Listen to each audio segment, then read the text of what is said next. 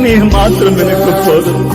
என்னுடைய பலவீனத்திலே நீரே எனக்கு பலனாயிருந்து, நான் தனிமையில் இருந்த போது நீரே என் தகப்பனாயிருந்து, நான் நோயுற்று இருந்த போது நீரே என் வைத்தியராயிருந்து, நீர் எனக்கு போதும், நீர் எனக்கு போதும். நீர் மாத்திரம் போதும், நீர் மாத்திரம் போதும், நீர் மாத்திரம் போதும். மைந்தன் தூய ஆவியின் திரியேக நாமம் நம் அனைவரையும் ஆசீர்வதித்து காப்பதாக. ஆமென். கிறிஸ்து இயேசுவுக்குள் அன்பான இறை மக்களே, கர்த்தரும் மீட்பரும் இரட்சகருமாகிய இயேசு கிறிஸ்துவின் நாமத்தினாலே உங்களை அன்புடன் வாழ்த்துகிறேன். இன்றைய நாளின் சிந்தனைக்காக, கர்த்தாவே, உமது தாசனாகிய ஆபிரகாம், ஈசாக்கு, யாக்கோப்பு என்பவர்களை நினைத்தருளும் என்று மோசே ஆண்டவரிடத்தில் இஸ்ரவேல் மக்களுக்காக மன்றாடுகிறார். நேற்றைய தினத்திலே கடவுள் சமூகத்திலே நானும் மன்றாட வேண்டிய ஒரு கட்டத்துக்குள் இருந்தேன். இரவு தாங்க முடியாத ஒரு வேதனை.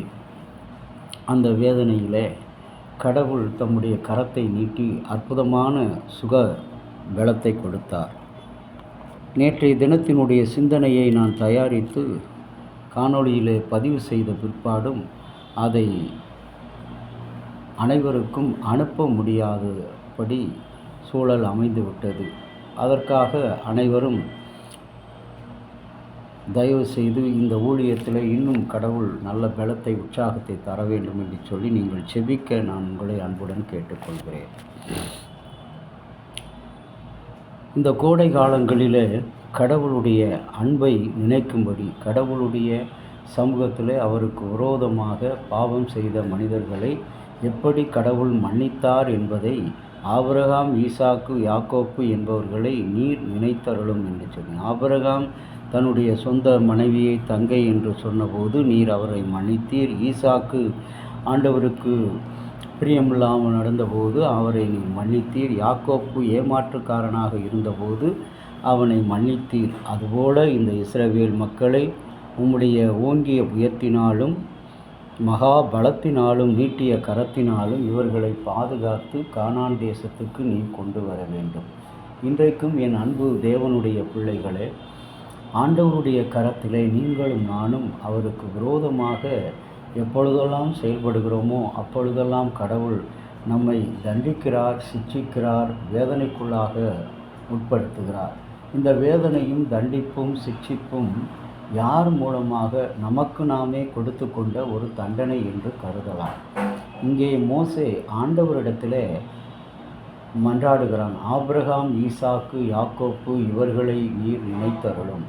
இந்த மக்கள் தங்களுடைய இச்சையினாலும் துன்மார்க்க ஜீவியத்தினாலும் முரட்டாட்டுத்தனத்தினாலும் வணங்கா கழுத்துள்ள அந்த குணத்தினாலும் இன்றைக்கு உம்முடைய அன்பை விட்டு விலகி போனார்கள். இன்றைக்கு நாமும் கூட கடவுளுடைய அன்பை, இரக்கத்தை, அவருடைய மன்னிப்பை, அவருடைய ஆசீர்வாதங்கள் நமக்கு கரங்களிலே வந்து கிடைத்தபோது கூட அந்த ஆசீர்வாதத்தை நம்மால் தொட்டு பார்த்து உணர முடியவில்லை, அதை அனுபவிக்க முடியவில்லை. காரணம் என்னவென்று சொன்னால், நம்மிடையே இருக்கிற அக்கிரமமான சிந்தைகள், துன்மார்க்கமான ஜீவியங்கள், கர்த்தருக்கு விரோதமான பாதைகள், இவைகள்தான் நம்மை ஆசீர்வாதத்தை பெற முடியாதபடி தடை செய்கிறது. இன்றைக்கு கடவுள் சமூகத்தில் நீங்களும் நானும் ஆண்டவரால் நினைக்கப்படுகிற மக்களாக இருக்கிறோம். கடவுளே, நீர் எங்களை இந்த ஒரு விசை கூட, அன்றைக்கு தாவீது சொன்ன கடவுளே ஒரு விசை கூட எங்களை மன்னியும் என்று சொல்லி ஆண்டவரிடத்தில் கேட்பதைப் போல இந்த நாளில் நீங்களும் நானும் ஆண்டவரிடத்தில், கடவுளே இந்த ஒரு விசை மட்டும் எங்களை நினைத்தருளும், எங்களுடைய குற்றங்களை நினைத்தருளும். அப்படி நினைத்தால் நாங்கள் பூமியில் வாழ முடியாது. ஆனாலும் உடைய இரக்கத்துக்கும் கிருபைக்கும் பரிபூர்ண பாதுகாப்புக்கும் எங்களை அர்ப்பணிக்கிறோம்.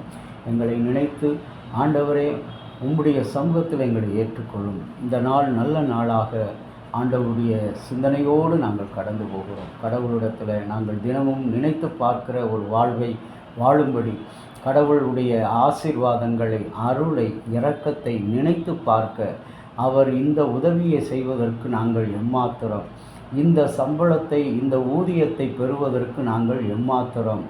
ஆண்டவருடைய கரத்திலே நான் பெறுகிற ஊதியம் தகுதிதானா, நான் செய்கிற வேலை கடவுளுக்கு பிரியம்தானா என்று ஆண்டவரிடத்திலே நினைத்து பார்க்கும்படியாய் கர்த்தர் உனக்கு செய்திடும் கணக்கில்லா நன்மையை பார். அத்தனைக்கும் நீ தகுதியா, அதனையும் எண்ணியே பார். ஆமாண்டவரே, இந்த நாளிலும் இந்த சிந்தனையோடு நீர் உம்முடைய சமூகத்தில் அந்த மோசையை கேட்டது போல முன்னடியார்களை நினைவுற நாங்களும் உம்மிடத்தில் வருகிறோம். எங்களை நினைத்தருளும் கர்த்தாவே, எங்களை நினைத்தருளும் சுவாமி. இந்த சிந்தனையோடு கடந்து செல்கிறோம். செபிக்கலாம். அன்பின் கடவுளே, உம்முடைய அளவற்ற இரக்கத்தின் கிருபைக்கும் உங்களை ஒப்புக் கொடுக்கிறோம். இந்த நாள் ரவீந்திரநாத் தாகூருடைய பிறந்த நாள். கீதாஞ்சலி என்ற நூலை எழுதி இலக்கியத்துக்கு சிறந்த பரிசை பெற்ற அந்த அடியாரை நினைவு கூறுகிறோம். கர்த்ததாமே இந்த நாளில் நாங்களும் உம்முடைய சன்னிதானத்தில் எங்களுடைய அக்கிரமங்களை, பாவங்களை எல்லாம் நினைத்து கடவுளை எங்களுக்கு இறங்கும் என்று சொல்லி கேட்டு உம்முடைய ஆசையை பெற எங்களுக்கு உதவி செய்கிறோம். இறைமைந்த இயேசுவின் வழியாக வேண்டுகிறோம் நல்ல பிதாவே, ஆமென். தந்தையாகிய கடவுளின் அன்பும் மைந்தராகிய இயேசுவினுடைய அருளும் பரிசுத்த ஆவியினுடைய நல்ல உறவும் பாதுகாப்பும் அனைவரோடு கூட இருப்பதாக. ஆமென்.